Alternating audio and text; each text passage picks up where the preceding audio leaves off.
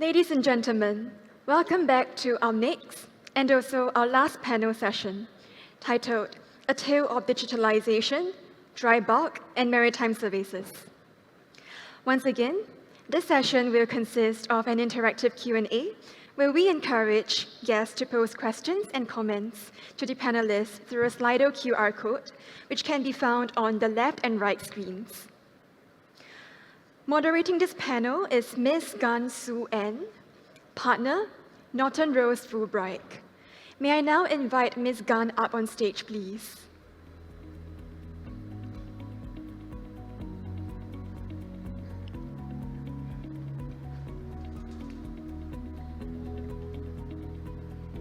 Ms. Gan will also be accompanied by the following panelists, and they are Mr. Colin Ho, APAC Sales Manager, ShipFix; Mr. Philip Paulson, Market Manager, Clafness Dry Bulk; Ms. Elaine Yu, Senior Charterer, South 32 and Chairperson, ICS Singapore; and last but not least, Ms. Celine Au, Ocean Freight Charterer, Grain Corp.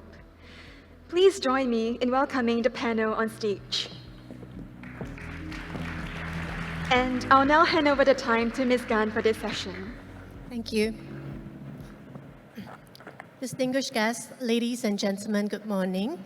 We're now at the last session of this morning, touching on digitalization and innovation, specifically in the dry bulk space. So in the last few days, we've heard the word digitalization. It's been mentioned many times in the last few days. For those who were at the opening day, we also heard Transport Minister Chee Hong Tat say that our international environment has become very complex, more challenging.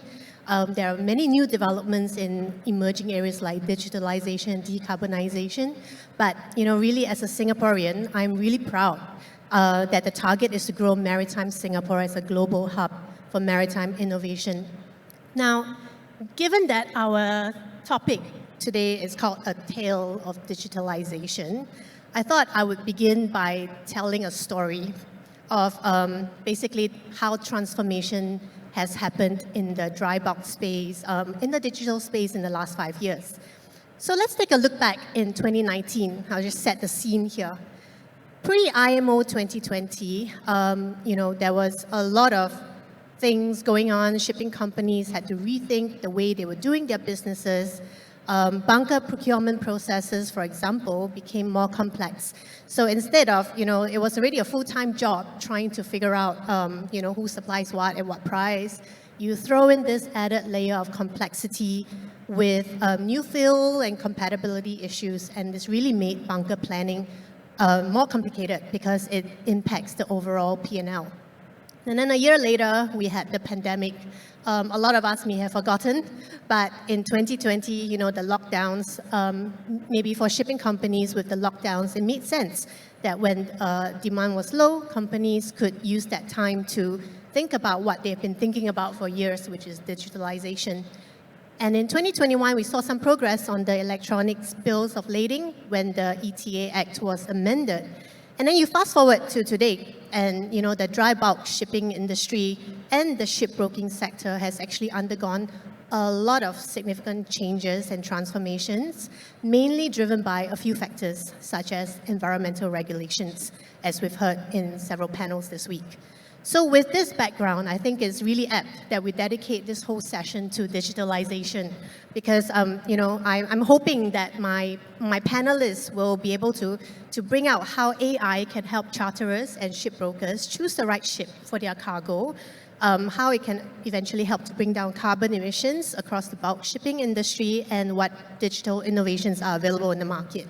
So without much further ado, I'd like to introduce my panelists. On my left is Colin.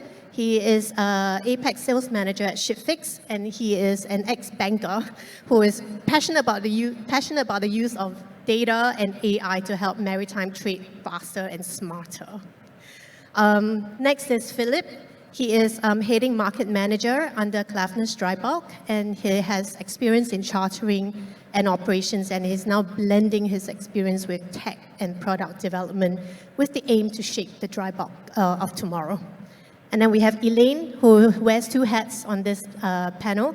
She's a senior charterer at South 32, as well as the chair lady of the Institute of Chartered Shipbrokers in Singapore. So I'm really excited to hear what she has to say in terms of digitalization in the shipbroking space. And finally, last but not least, Celine Au, who is an ocean freight charterer at Grain Corp. And she's got a really good knowledge of grains with 8 years of experience working in grain houses. So we start off first with the current landscape, and then we'll move on to, what sort of challenges, what technology is there in the market, etc.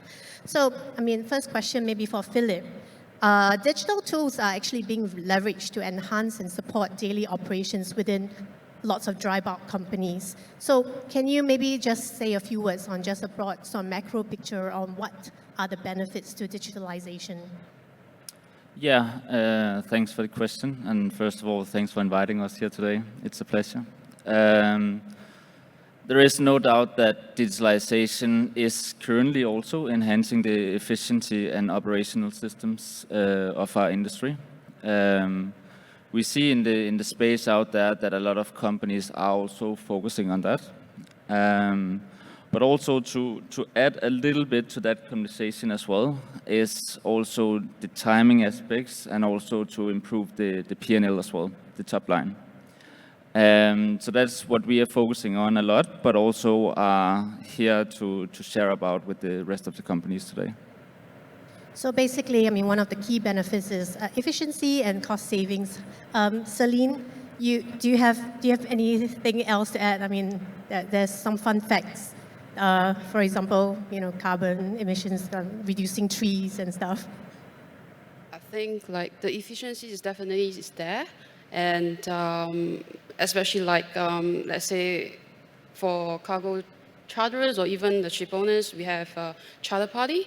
So since the digital copy of the charter parties has been accepted legally, and then it definitely helped to reduce the space utilizations in the office, and in terms help us to save on the costs as well, especially if now we have hybrid working, so it actually let us have more access from outside rather than we have to go back to the office to actually get some documents done so this is the good thing.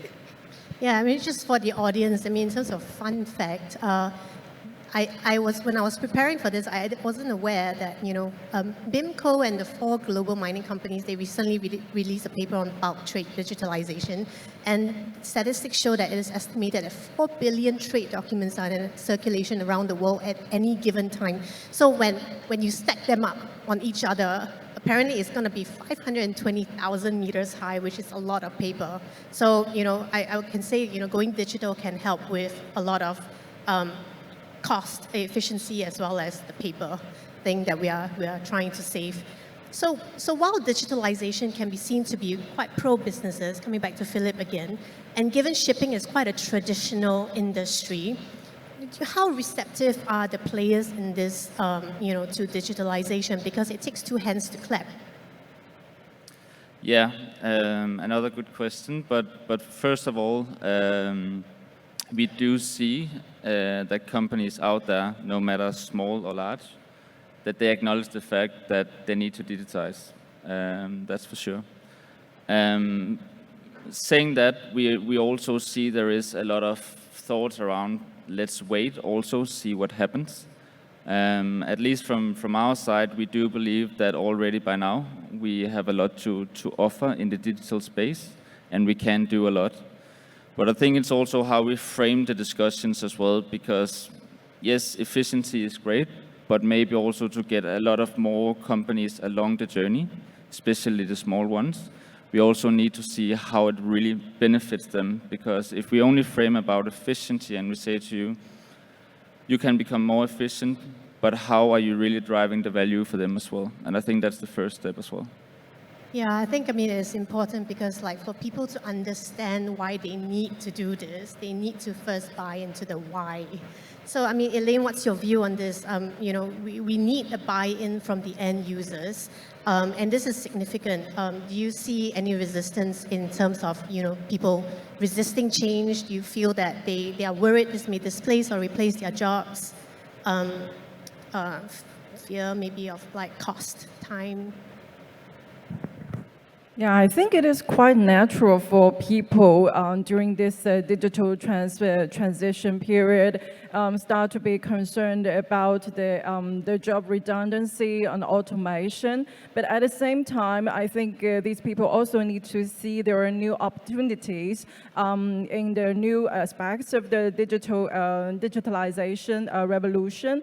For example, they will see more job vacancy in the cybersecurity, data management, and data and IT department. So I think it is really time to open their mind and embrace the new technology and take this advantage and do upscaling and rescaling of themselves. At the same time, I would say that it is also a good chance for the companies to provide the supportive environment for their employees to get upskilled. At the same time, they can do internal training or external training for them. It is also part of their sustainable growth strategy, because in that way, they provide a more inclusive environment, and that is exactly part of their competitiveness in retaining and attracting high-quality talents. So I think it is a long journey for both employer and employee to work together and try to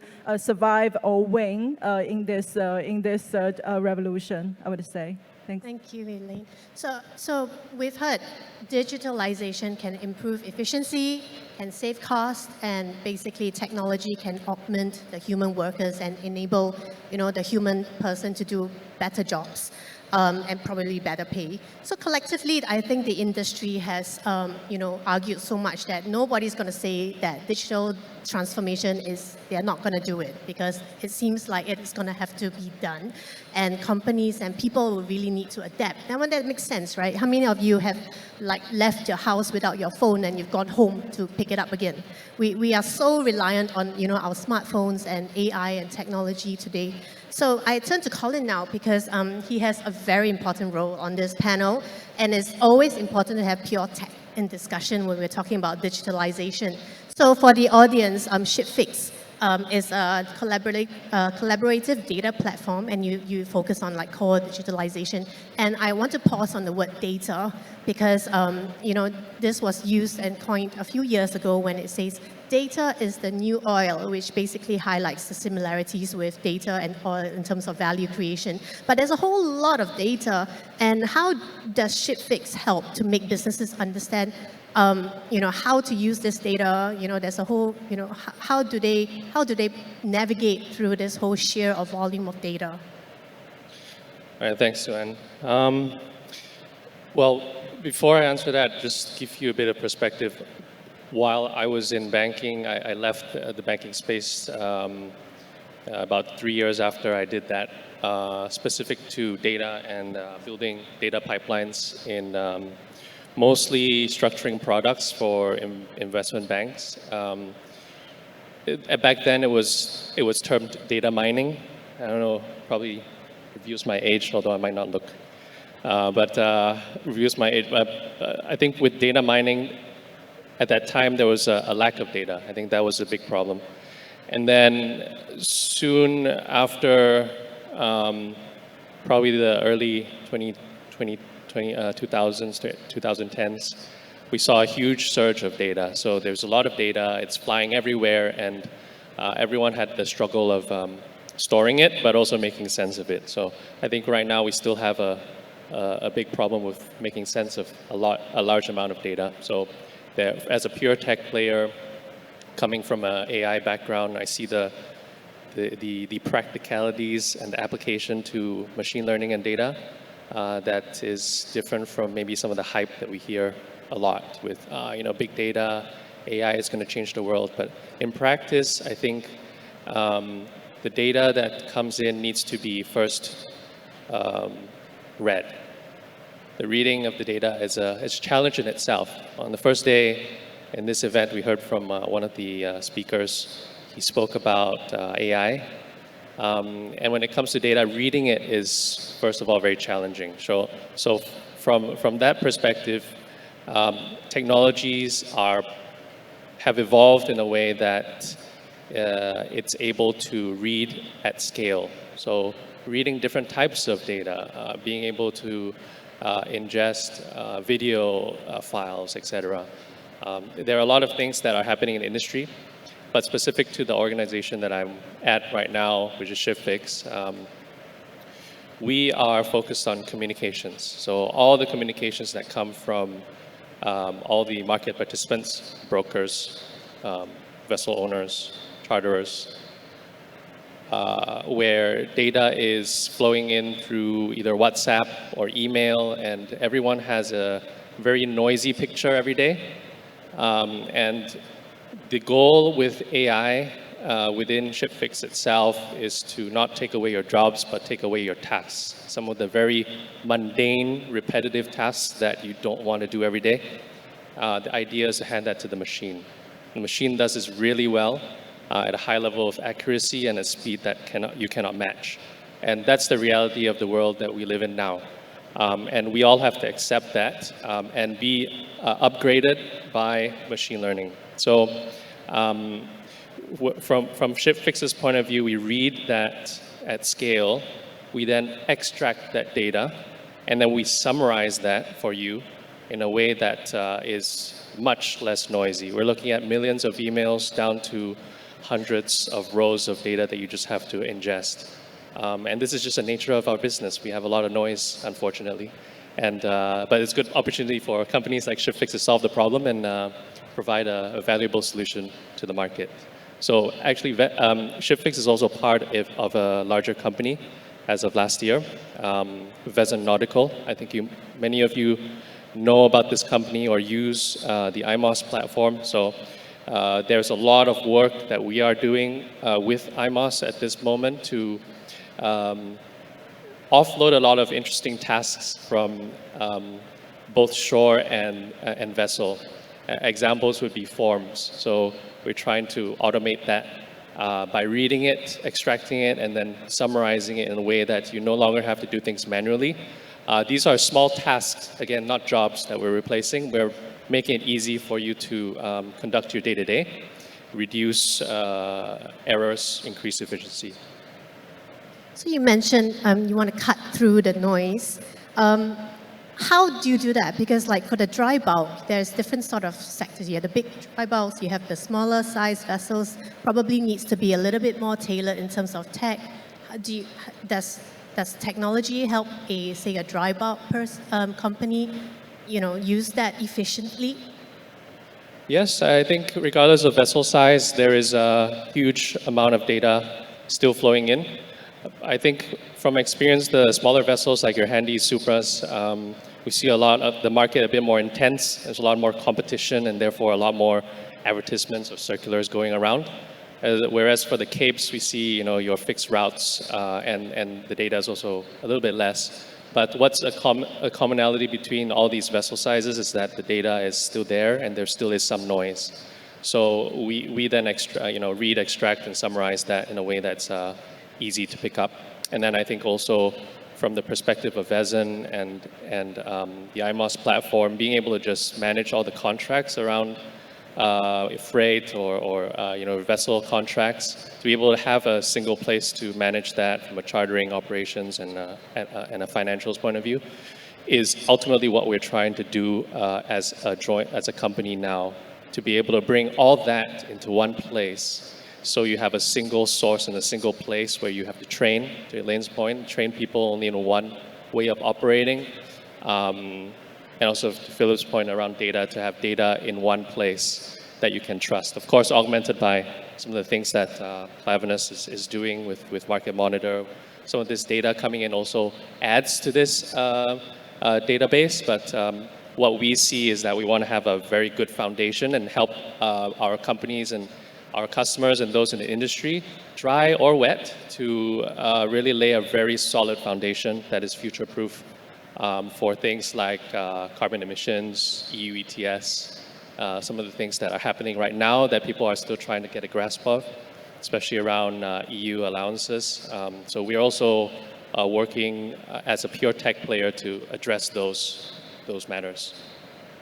Yeah, I wanted to to ask, probably everyone's thinking in this room, if you are, basically you have a whole lot of data. How does ShipFix ensure that this data that you have is that the data that is fed into this algorithm don't produce results that discriminate? I.e., how reliable? How do you know this data is reliable? Very reliable, I promise. It's not going to be 100%, right? It's never going to be 100%. But we have trained on a large data set, and the reality of machine learning is that you can, at least right now, I can confidently say you can never get to 100%. And that's where the human still has value. The human still goes back and reviews some of the kind of the things that may be erroneous or that could be disputed. And that is how we should all think about machine learning and well, data, AI, all that stuff. So how does ShipFix do this? How does ShipFix conduct ourselves in terms of the accuracy? So there are, as a technology, you would expect infrastructure security, you would expect data processing security. We do all that, but we dedicate a specific team to focus on the machine learning and how it grows. So it's ever growing, it's ever improving, and our customers are our biggest source of feedback. So when they come back to us and say, hey, maybe we could do this a little differently, we take that in and we improve the system. So that's how we approach it, and it's the same for the Vezin company and the products that under the Vezin suite. Okay. Well, so data can be a huge ally, and this goes back to the efficiency point that we discussed earlier. Now, just to Philip, because in a recent interview, you said something that I like to tell my kids. You said, we want the industry to work smarter rather than harder.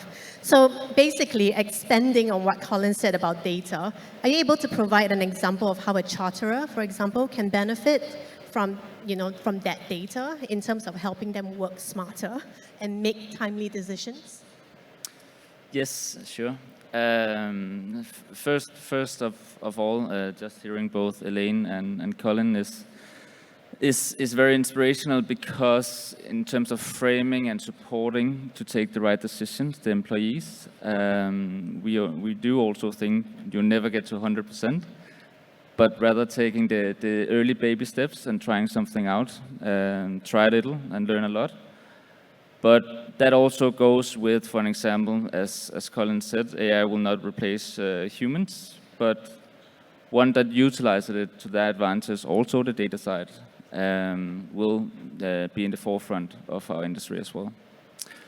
And a person also using, for an example, data for ship selection as well. That's another thing. So previously we have seen there are, we say, bad ships, there are good ships, but also we want to have a level playing field where we actually value the owners that are taking care of their ships, because a ship which is 5-year-old can be as good as one which is 16-year-old. So that is what we also trying to provide the necessary data in also one place for the charterer to take a good ship and rate it accordingly, because they deserve it and the owners deserve it as well. Thank you for that. So now coming to Celine, you've heard all these tech software available out there in the market. As a cargo owner, what is the general receptiveness of cargo owners digitalizing their operations? There are a lot of different platforms that actually provides service, a full-fledged service as well. But I think as a cargo owners, we have to actually nitpick on what we want on specific and mainly tailor-made to our requirements. So it's difficult for us to actually just go to one platform and have the full service that actually work for us. So what we do in GrainCorp is we actually work with several platforms. For example, when we have a vessel nominations, we need to know the technical aspects of the vessels. We need to know that the vessel is actually well maintained. We need to know about our vessel's managers, who are they, and so that we actually have a good idea of these vessels actually can safely carry our cargo to our customers as well. And then it does contain, we call it a CP chain, where we actually need a platform to actually find out who are the owners for the vessels, and in turn we need all this data to undergo a sanction check, make sure the ship is actually all good on the beneficial owners. Yeah, so a lot of things that we actually also do on the market research on our own, because we feel that we have more controls if we actually do it on, let's say we mainly depends a lot on the Excel. So recently we have actually found a bit of IT knowledge within ourselves that we can actually do it easily, where let's say, for example, some platforms actually provides API keys for very conveniently that we can actually put in ourselves, pull the data into the Excel from their website. So this actually really helped us on the automations of a raw data input that actually can free up our hands as a chartering managers. You don't have to put in every day, daily, to just run the calculations, or to actually find out the market where your vessels is. So all this can be actually input in an Excel with the API key provided by the platforms itself. Of course, it's a subscription that we have to pay, but this cost actually would reduce significantly for us, which is actually very specific to our needs. So in terms everything add up, it helps us to have a very informative, to make a very informative decisions on when we actually go into the market, or even whether this vessels is actually good enough for us to accept to carry our cargo. Yeah. Okay, thank you. So, I mean, whatever you just said was basically what summarizes, from a practical point of view, the efficiency, the cost, the upskill of the talent, and the ability to use digitalization to help you make decisions. So, I'm just looking at the first question out there on the Slido chat. It says that what are the challenges that are unique to the dry bulk sector in digitalization? And I wanted to right-click on what you said, Matt, earlier about the different platforms that you use. Now, would the different platforms, the multiple different platforms that you use, be possibly a challenge in the industry for yourself, perhaps because there's no one standard sort of, platform that you can use? So in terms of challenges, I would say is that these are, so we always say is that we don't put our eggs in one basket, right? So I would say is that, let's say if one of the platforms actually, there will be downtime for sure, for someday you don't know, and then you actually need to work on maybe certain cargo or vessel nominations. So we can actually spread out the risk that we won't say that, oh, if the whole platform is actually down, then we can't work anymore. And we sit there and wait for the platform to be actually back up. So with a split of different platforms, actually, we still can proceed with whatever we need to do, but in a slower pace, but in a smaller piece of information that we can actually collect back. Yeah. Okay, thank you. So now I wanted to touch a bit expanding on the digitalization and how digitalization can help with compliance with regulations and future proofing. So Elaine, I was quite excited to read your recent interview at the end of last year, where you made it so simple. You said, chartering a ship for a cargo sounds as simple as calling a taxi, but actually there's a lot to take into account. There's the freight rate, there's the vessel compatibility, the preference of shipper, accountability of ship itinerary, port background, performance of contractual party, and balancing all of these and finding the best logistics solution makes the chartering life challenging. Now, I think taxi metaphor is definitely correct for bulk shipping, because you pick up cargo and then you drop them off and then you find the next person to pick up. It's really like a taxi. So from your perspective, I mean, how do you think digitalization can help with compliance with regulations or decarbonization, the twins that we've been talking about all week? Actually, we have a lot of digital tools in one platform across the different platforms to help us make the decision. We have all the vessel information, and we can have an overview of the so we rely on the digital tools, and we have carbon emission pictures of the vessels to match our standards, or we can agree in advance with owners. We use the digital tools to set the baseline, like what kind of the ships can favor the environment. So when we make a choice, of course, we give a premium to the extra credit to these vessels. So that is what we are doing. And taking back the question of like, how do we make the decision? Of course, we cannot forget one important part is the broker. Put my hair and my hat of the chair of the Institute of Shipbrokers. I think in this digitalization transformation, that brings new opportunities and challenges to the broker industry as well, because in our daily business, I guess Celine would agree with me that as a charterers, we talk a lot with our brokers, and in most of the time, the brokers, their role is as an advisor or information provider to us about the market, about the cargoes, about the ship. So while we are while we are doing this digitalization transformation, I think we also rely on brokers to provide us analyze the data. Otherwise, we will get overloaded with too much data, and we have no time. In the end, we rely on the digitalization to make our work more efficient, make our life easier. So the brokers should take a proactive role in access the data, analyze the data, and facilitate the business. So we always best decision or most efficient decision.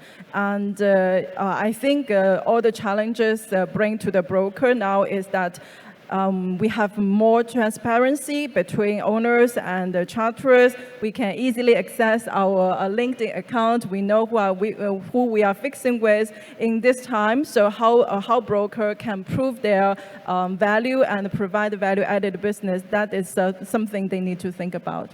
Yeah, thank you. So, I mean, how brokers can improve their value chain, because everything is now digitalized. So I ask Colin now, because how can we digitize and improve the customer experience for shipbrokers? I mean, I'm assuming that the customer in this case being the shipbroker. So how do you use your technology to help shipbrokers in their work? I think shipbrokers are very unique just as a people, in the sense that they run on very tight margins, and they operate in a way that they're essentially in the middle of two parties. And it's a very interesting position to be in the market. And therefore they are, as Elena explained, they're also swamped with data, and they have to make sense of data while building strong relationships with folks in order to be favored. That's the reality of the situation. And so from a ShipFix point of view, we do work with brokers to cut through the noise, essentially.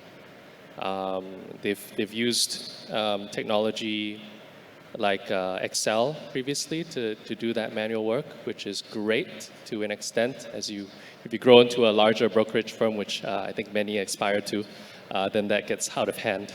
And so you need a solution to help streamline that. So we do help brokers, but we also help different types of market participants, like owner-operators, cargo charterers, brokers. We also work with hedge funds and banks, because we also provide a API out. And in fact, if you use Bloomberg Terminal, you can find ShipFix on the Bloomberg Terminal. So a lot of this data that I explained also helps brokers, but also other parties in the whole dry bulk value chain. Value chain, I mean, that's obviously key. We see a lot of stakeholders in the whole dry bulk sector. You don't just have the owners and the charterers, you have other stakeholders as well. So maybe a question for Philip. How does the digitalization, or maybe lack of one player in the food chain, affect the whole supply chain? First of all, we need everyone on board in the supply chain for sure, in order to have full efficiency. But to have one in the chain which is fully digitized is not benefiting the others as well. We need one that is in the forefront and also showing the others why it matters. For example, in the previous panel as well, there was a lot of what we said speeding up to weight, so the race to weight at the load and discharge ports. So that is part of helping the full supply chain to handle the demurrage better, to speak to each other, when to arrive at certain timings, etc. But then it's also about making data into practical use, not making it too sophisticated, because then we also know the end users and the users in the supply chain will have a reluctancy to also onboard that. So practical use and help each other throughout the supply chain. Yeah, I mean, you say we need everyone on board. It's a bit like saying, you know, it takes a village to raise a child. So just on this topic, you said we need everyone on board. And looking at the Slido second question, the second question is, smaller or niche players may have more difficulties in digitalization. How can they overcome this? So if you need everyone on board, how do we include these group of people, the smaller, the niche players, so that we don't leave anyone behind, as you know, mentioned many times this week? Yeah, and then as the practical use, how we frame the digital solutions, because it needs to have practical use, that's for sure. But we also need to make it accessible and share what we do. Previously, there has been a tendency to information, digital information, that's valuable for ourselves as a company. But in order to have smaller players as well, we need to share what works, what does not work, because there is investments to this, that's for sure. So in order to, you can say, filter a lot of the good tools we know creates the value, that is one part to make that accessible to the small and niche players. Because when they are on board as well, we do see companies which is scaling up, but also going ahead if they have successfully integrated digital tools as well. Okay. I also have something, maybe a little bit of a different view on this. I feel that, yes, everyone needs to go digital, but the reality of the situation is not everyone will right now. And there are people who still do things very manually, forms being one of them. But I think we are in an age where there's a lot of education on this matter, but there's also, there needs to be a push factor for people to change. And often that push factor is just beating the competition. And we are all running businesses, and P&L and you know, I was going to say demands, but expectations from the boards are all ever present. And so with these forces, often we see those be a good push factor, because ultimately the business still has to run. And digitization is something that is, you know, discussed at the board level at very, very commonly right now. How leaving people behind, sometimes it's just a matter of business, and we hope that people understand that the digital wave is going to help them, and therefore they should change. I think one of the biggest problems that we haven't talked about is change management, which is a key part of helping with digitization. And we see this come in many different forms. We have very lean teams who may not have a change management project manager, for example, or an IT department. And that's okay, because running a lean ship is, you know, good.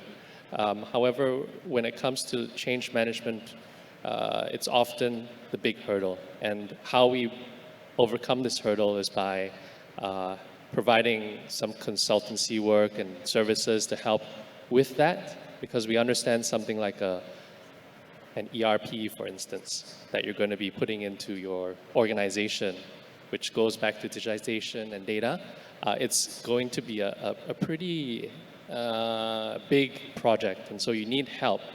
And I think the message is that for folks who are not digitization, it's good to kind of seek help for change management and get someone who is a professional in this to help you along the way. Yeah, you were talking about the push factor. Maybe you want to expand on that in the context of the second question on Slido. We've been talking about, one cost being one of the advantages, but can you speak more to the additional value creation that dry bulk can experience with digitalization coming from a pure tech perspective? Any good examples? I would say maybe on the fly, I would categorize this in two areas. One is the value creation around time. So freeing up time from manual tasks then allow you to do more value-adding activities, negotiations, thinking more strategically. So that's the first element that not only will benefit dry, but also wet. Generally in the maritime space, very traditional. And with that tradition come very traditional forms of running your operations. And so digitalization will help for automation, for better decision-making, faster decision-making, for sure. The other area that I would just classify that is the ability to make decisions off of the data. So it's not so much the efficiencies, but more of the how do I get the appropriate data to me in a timely manner so I can compete in my market. And the answer to this question could be, there are so many ways to skin a cat.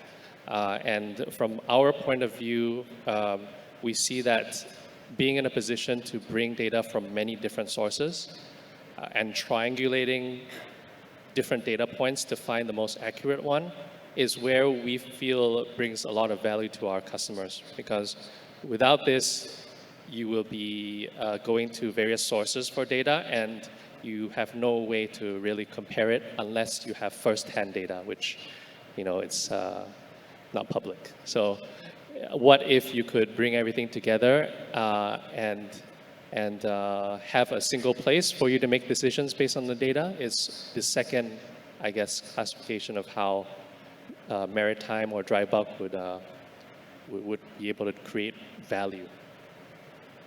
Anybody else on this panel that has a different view on, how this can create the additional value to your work? Actually, I want to answer the last question about how to survive in the niche market for Okay, the we can do that. digital product provider, if you don't mind. Yeah. Because I think like many of us see digital products is like a big pie. Like everybody are doing this cross platform service, so providing to the big ship owners and big charterers whatever they want. But at the same time, we have to see that this big pie, there are many competitors in the industry. So unfortunately, I will see that very often we see different sales marketing manager are promoting similar products. It's kind of like a waste of resources. So for me, I would say for the digital tools provider, they really need to take a look of this niche market where have the less competitors. At the same time, these niche market players are looking forward to some good digital tools to help them upgrading their system. So I would say that this niche market player, instead of switching to use the digital platform provided to the big players, probably it should be the other way around, like the digital tools provider to talk to these end users or potential customers in this niche market, and maybe they will stand out as the winner and take a big bite of the pie. That's my view. Thank you. Yeah, collaboration, something that Philip feels very strongly about. Do you want to say a few words on, the lack of collaboration as a possible challenge, perhaps? Yeah, and I would actually like to draw on Dimitris from Columbia Ship Management, what he said earlier as well.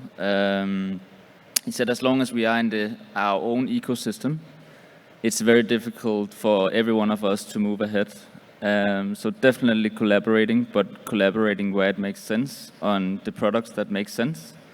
As Elaine also touched upon, it's not necessarily that you want to be on one platform that serves you on every aspect, because we have also seen that there is kind of a hunt for the perfect platform. But maybe take the baby steps instead of trying to find that, because that will take a lot of time and a lot of investments. Yeah, it's a bit like what you said. Sometimes you don't need a castle, you just need a small house. Yeah, okay. And maybe just to also address the elephant in the room, I mean, digitalization, one of the big challenges is cybersecurity as a possible challenge. Anyone wants to pick this up and say a few words on cybersecurity as a possible challenge? I think cybersecurity is definitely the biggest challenge, not just in shipping, but everywhere, I think. But if pertaining to shipping and pertaining to a cargo side, I would say, let's say if, because we load grains, nowadays we have digitalized the loader systems. So one day, if there's a virus attack to the loader, then this is going to have a snowball effect on the delay of the logistics, right? So this is also very important. And then let's say if today we are using a lot of emails, and this is everyday issues that we actually receive a lot of spam emails, and sometimes it's very, very difficult to actually differentiate that is this an authentic emails, that is this an authentic counterpart that you're actually dealing with. So are we supposed to believe, or we might actually fall into the trap and actually go into fraudulent transactions with someone that actually scam out of it? Yeah, this is my point of view. Anyone else on cybersecurity? No? Probably add something. I think cybersecurity should go hand in hand with the digital transformation, because just as Colin has mentioned, the reliability of your source of data is of utmost importance, right? We need to trust the data you are using before even analyze it. There is a famous tips on the YouTube say how to prove I am myself, right? So the one who are providing you the information, how much you can trust this information, and whether you know the one who talked to you is really himself, sometimes really matters, right? Matters a lot. So when employers and the shipping players, they invest in the data, in the digital tools, of course, they should invest in the cybersecurity as well. Thank you. I think from a pure tech point of view, we have a bit of an easy job because it's something that technology has been doing for a long time, but of course, always changing. But from our customers' point of view, we see that the human element, like just making sure that everyone's aware of some of the threats, phishing or whatever it may be. I'm sure everyone has corporate training that you have to do. Yeah, cybersecurity is a big one. But from our point of view as a pure tech, it's relatively easy because we have infrastructure that has been gone through like very rigorous, specific like pen testing and any these industry standards that have been in place. So it's a little bit easier for the pure tech. Yeah, so I guess, digital initiatives can actually build like value-driven solutions for all stakeholders within the dry bulk industry. They can crunch the data into smaller pieces of information, or information that you only need in order for you to make your own decisions. So maybe before we end off, can I hear from each panelist on their wish list, maybe in one word or one sentence, the question is, if you could reinvent the future of digitalization into play in the bulk industry, what would it be? Should I start with first movers advantage? Then, I'll start with, the collaboration is one thing, but not just about speaking about something that may look fancy also on paper, but again, the practical use. Thing in some ways also stepping a little back, going back to basics. What do we know that works, and also what do we actually have of challenges on the physical part as well, where we know we both spend a lot of time. That's one thing, but a lot of money on our P&L as well. That's the way to start. Thank you. My advice to the digital tools provider will be that I hope they invent more products, more human-centered, talk to their end users, talk to their potential customers. Before you provide a good bubble tea, maybe you should ask your end user whether they need a bubble tea, they want a bubble tea. Maybe they want a coffee or lemon tea. Okay, thank you. That's a good analogy. Celine? I think if we need to reinvent, probably we have to be more careful of because I feel that nowadays we are being controlled by digital instead of, so we have to build a little bit of a human touch in it. so that it actually is we human actually control the digital. It's not like we fully dependent on digital. So this is what I feel that it has to be a balance in between. But what I feel the world is actually now moving more towards like 100% dependent on this digitalizations. Yeah. Well, I went last because I'm almost using this as a bit of a focus group to collect feedback. But as jokes aside, I think the wish list would be that the maritime space has a renewed mindset and vigor for doing things other than the status quo. So I think that's my wish, because inactivity is something that we see a lot. Inactivity, when I say this, I mean not moving, the inertia, the finding comfort in what you do or have been doing for the past 10, 15, 20 years. My wish is that the mindset of the whole concept of digitization is more, received at all levels. So that's from me. Probably all organizations in this room should have a change management course in your organization for all of your employees. So now with this, I'd like to thank all my panelists for their active contribution to this session. Thank you very much. Thank you, Ms. Gan and distinguished panelists. Please remain on stage for a group photo.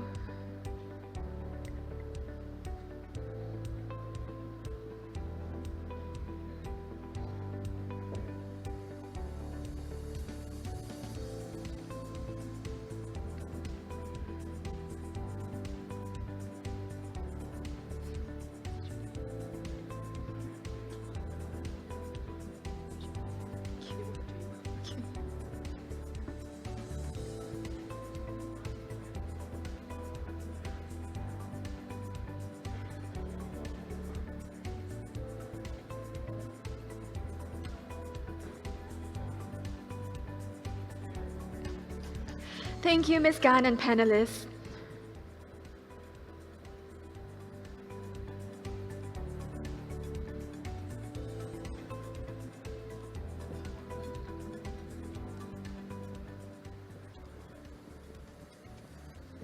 Ladies and gentlemen, we have now come to the end of the forum. It would be greatly appreciated if you could provide us with your feedback through a short survey on your way out. Once again, the Maritime and Port Authority of Singapore would like to thank all speakers, delegates, sponsors, and industry partners who have supported the 3rd Maritime Services Leaders Forum. Thank you and have a good afternoon.